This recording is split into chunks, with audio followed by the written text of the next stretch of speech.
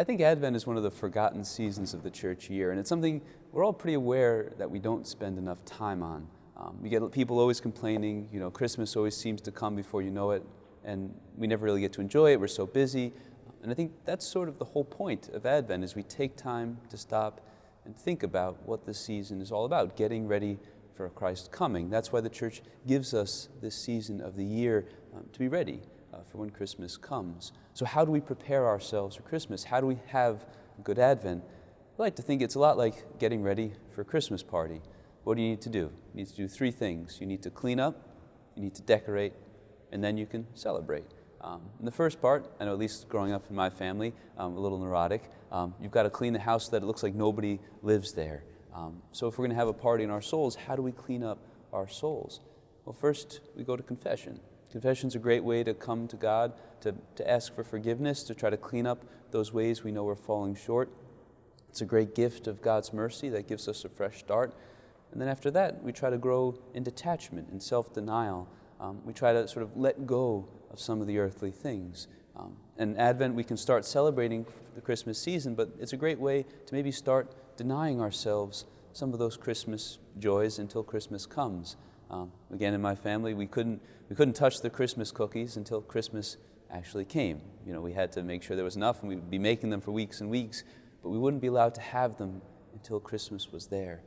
And so maybe we all try to find ways to deny ourselves the joys of Christmas until Christmas comes. Maybe we don't eat as much as we usually do. Maybe we don't drink as much. Maybe we spend a little time, we turn off the Christmas music. It's not like those things are bad, but maybe if we cut back a little bit, we only enjoy them when we're at a Christmas party. When Christmas does come, there's a little heightened joy and excitement for when it comes. So those are ways we can start to maybe deny ourselves and clean up a little bit. And then we have to decorate, which is really just doing good deeds, which we're often very good at during Advent. We take some time to pray.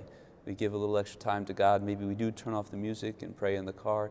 Maybe we find a few minutes every morning, every night, just to connect with God, to ask, to invite Him into our lives, into our souls.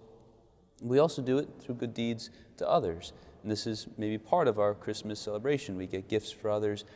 We bake, we cook, we invite others into our homes. There's almost a blessing there that it's a selfless time. And if we really do it in a spiritual way, instead of complaining about what a burden it is, it can be a way to sort of grow in that selflessness that Christ wants to find in our hearts.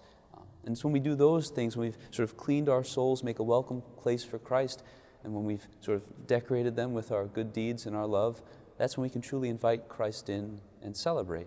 That's when Christmas becomes a beautiful time.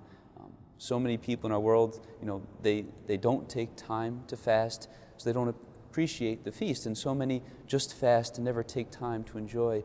We get to do this balance where we deny ourselves, we fast, we sort of hold off on the celebration so that when the celebration does come, it's filled with that much more joy.